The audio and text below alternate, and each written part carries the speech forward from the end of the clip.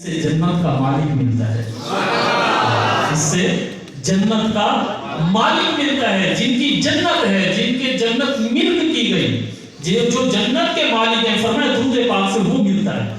اور جب جنت کا مالک مل جائے تو پھر جنت تو مل جائے گی نا، پھر جنت تو خود بخود مل جائے گی، کیونکہ جنت کا مالک مل گیا۔ جنت کا یعنی جس کا گھر ہو وہ مالک ہی مل جائے تو گھر تو خود بخود ہی مل جاتا ہے۔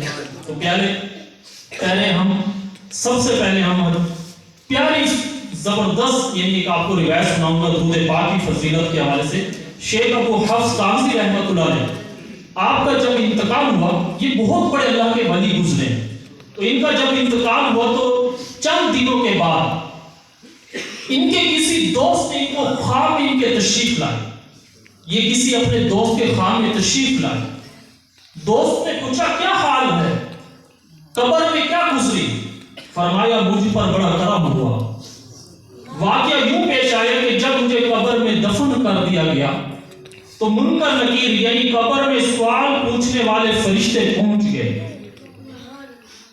انہوں نے مجھے اٹھا کر بٹھایا اور سوال پوچھنے لگے۔ اتنے میں اللہ پاک کا فرمان آیا، اے فرشتوں ٹھہر جاؤ۔ فرشتے رک گئے، اب حکم ہوا اس بندے کے گناہ شمار کرو۔ فرشتوں نے میرے گناہ شمار کیے، اب تو میں ڈر ہی گیا کہ اتنے گناہ ہوتے ہوئے میں کیسے بخشا جاؤں گا۔ ادھر سے فرشتوں کو حکم ہوا اس بندے نے دنیا میں ہمارے محبوب صلی اللہ علیہ وسلم پر جو درود شریف پڑھے ہیں اب انہیں شمار کرو۔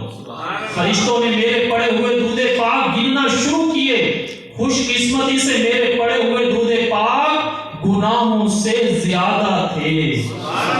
چنانچہ فرشتوں کو حکم ہوا، اے میرے فرشتوں اتنا ہی حساب کافی ہے، اس بندے کو میری جنت میں لے جاؤ، یعنی اس کی قبر کو جنت کا باغ بنا دو۔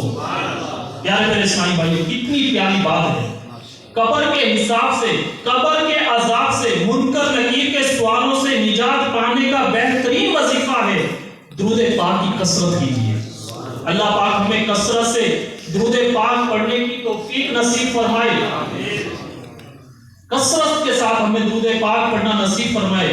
خواجہ ضیاء الدین مدنی رحمۃ اللہ علیہ لکھتے ہیں، جو بندہ نیک نمازی ہو اور کثرت سے درود پاک پڑھا کرتا ہو، جب وہ مر کر قبر میں اترتا ہے تو منکر نکیر یعنی قبر میں سوال پوچھنے والے فرشتے اس سے معمولی سا حساب لیتے ہیں، پھر اس کی قبر کو حد نگاہ تک وسیع کر دیا جاتا ہے، قبر نور سے جگمگانے لگتی ہے، پھر اتنے میں اس کی جنتی بیوی قبر میں پہنچ جاتی ہے، اس کے گلے میں موتیوں کا ہار ہوتا ہے۔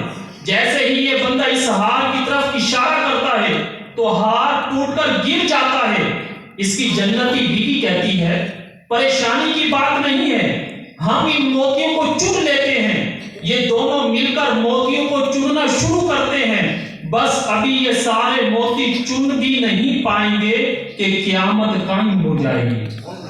سبحان اللہ۔ معلوم ہوا درود پاک کی برکت سے قبر کی تنگی سے بھی نجات ملتی ہے، وہاں کی وحشت اور تنہائی بھی دور ہو جاتی ہے، اور قبر کا ہزارواں سال قیام بھی چند لمحوں میں گزر جاتا ہے۔ اللہ پاک ہمیں کثرت سے درود پاک پڑھنے کی توفیق عطا فرمائے، آمین۔ حدیث پاک میں ہے اعمال کا دار و مدار نیتوں پر ہے، اعمال کا دار و مدار نیتوں پر ہے۔ اے عاشقان رسول، اچھی نیتوں سے عمل کا ثواب بڑھ جاتا ہے۔ آئیے بیان سننے سے پہلے کچھ اچھی نیتیں کر لیں، پہلے